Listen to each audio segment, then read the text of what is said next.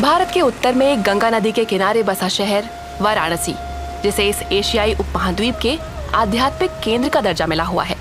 3000 साल से भी ज्यादा पुराने इस शहर को कभी काशी तो कभी बनारस के नाम से जाना जाता रहा है। हिंदुओं के लिए ये एक पवित्र धाम है। माना जाता है कि गौतम बुद्ध ने अपना पहला उपदेश यहीं दिया था। हिंदुओं और बौद्धों के अलावा यहाँ मुसलमान, सिख और बाकी कई धर्मों के लोग भी रहते हैं।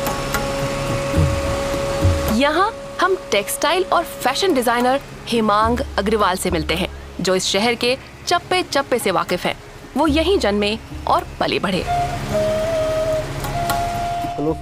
हमारे यहाँ हिंदी में एक कहावत है, चना चबैना गंगा जल जो कुरवे करतार, काशी कबहू न छोड़िए विश्वनाथ दरबार।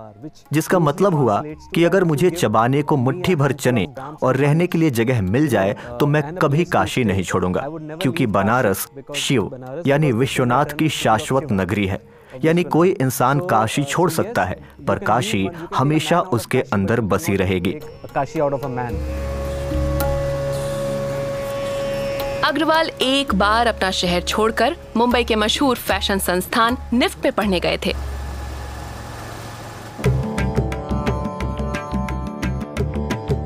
हेमांग अग्रवाल लेबल तले बने उनके डिजाइन उनके गृहनगर वाराणसी की परंपराओं से प्रभावित हैं।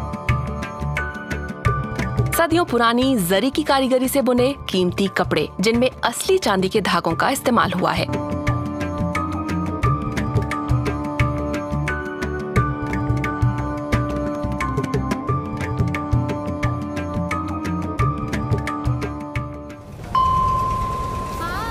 पढ़ाई खत्म करने के कुछ ही समय बाद अग्रवाल वाराणसी लौट आए।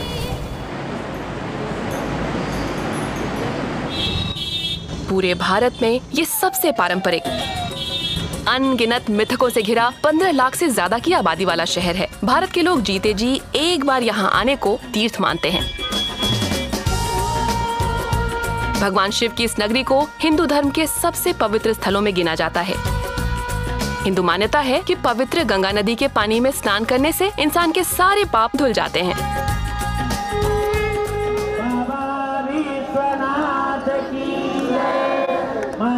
हर शाम प्रकाश और त्याग के पवित्र अनुष्ठान गंगा आरती के लिए सैकड़ों लोग, श्रद्धालु और पर्यटक गंगा के किनारे इकट्ठे होते हैं। हिंदुओं में यहाँ अपने जीवन के आखिरी दिन बिताने की भी मान्यता है। माना जाता है कि वाराणसी में मरने से इंसान मृत्यु और पुनर्जन्म के चक्र से बाहर निकल जाता है। इसी शहर से हेमांग अग्रवाल भारत और दुनिया भर के अपने ग्राहकों को अपने कीमती कपड़े बेचते हैं।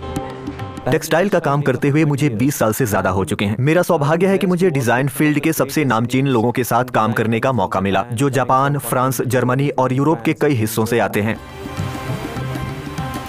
अग्रवाल ने अपना पारिवारिक टेक्सटाइल बिजनेस आगे बढ़ाया, जिसे उनके पिता ने 1974 में शुरू किया था। भारत में बनारसी रेशम और बनारसी रेशमी साड़ियों की ख्याति कई सदियों से रही है।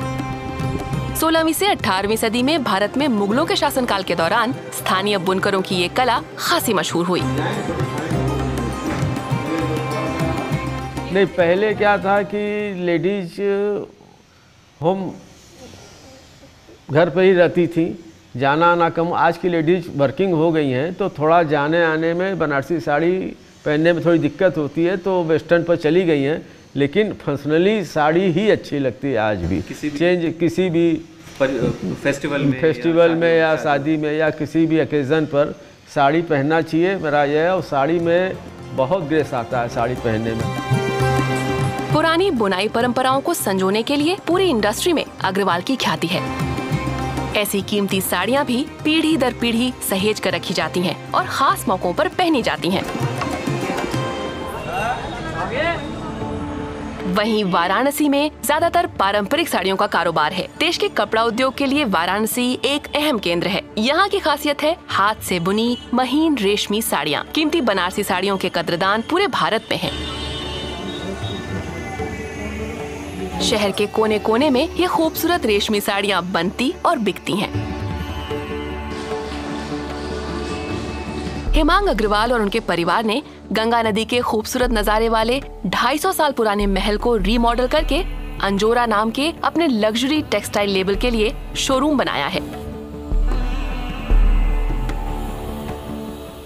हम चाहते थे कि अंजोरा लेबल सर्वोत्तम पारंपरिक बुनाई का प्रतीक बने, जो पिछली 2 सदियों से चलती आ रही है। हम अपने बाकी लेबलों में काफी बदलाव करते हैं जो उसे मॉडर्न बनाता है, पर अंजोरा सिर्फ सदियों से चली आ रही बुनाई को दिखाता है कि कैसे आज भी वो उसी तरीके से चल रही है और उतनी ही प्रासंगिक है। सदियों पुरानी परंपराओं और बुनाई के तरीकों को लेकर अग्रवाल बहुत सचेत हैं। ऐसे में पारंपरिक रूप से समृद्ध कपड़ों के साथ कुछ नया करना उनके लिए बहुत चुनौती भरा था, लेकिन लेबल हेमांग अग्रवाल के साथ उन्होंने ये छलांग लगाई और 2016 में पहली बार भारत के सबसे बड़े fashion event Lakme fashion week में अपना कलेक्शन पेश किया।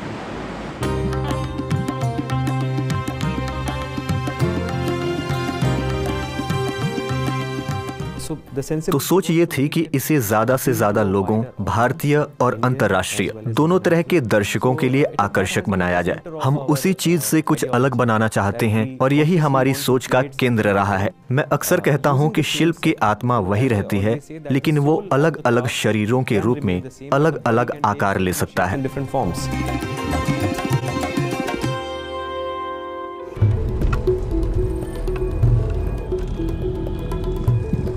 टिकाऊ उत्पादन का एक पहलू उन्हें बनाने वालों के लिए काम करने का सही माहौल भी होता है। हेमांग अग्रवाल ने हमें अपने परिवार के टेक्सटाइल एम्पायर में एक और लेबल दिखाया, होली वीव्स, जिसे उनके भाई संभालते हैं।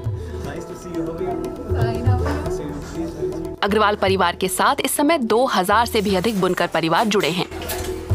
बुनकरों को एक साड़ी हाथ से बुनने में कुछ हफ्तों से लेकर 6 महीने तक का समय लगता है। अगर ज्यादा जटिल डिजाइन हो तो इससे भी ज्यादा। कारीगरों के परिवारों की कई पीढ़ियां अग्रवाल परिवार के साथ लंबे वक्त से जुड़ी हैं। अब ये काम सीखा अपने मतलब हमारे बाप दादा पर दादा सैनिक काम लिया। कारीगर जो है तो अब तो बूढ़े ही कारीगर बचे हैं, अब तो नए कारीगर बहुत कम जो हैं। नई उम्र की जनरेशन जो है वो पावर लूम में ज़्यादा चली गई है, हैंडलूम में बहुत कम है। और एक बात और है कि जो चीज़ हैंडलूम से तैयार होकर निकलती है वो चाहे कि पावर लूम से निकल जाए, पॉसिबल नहीं।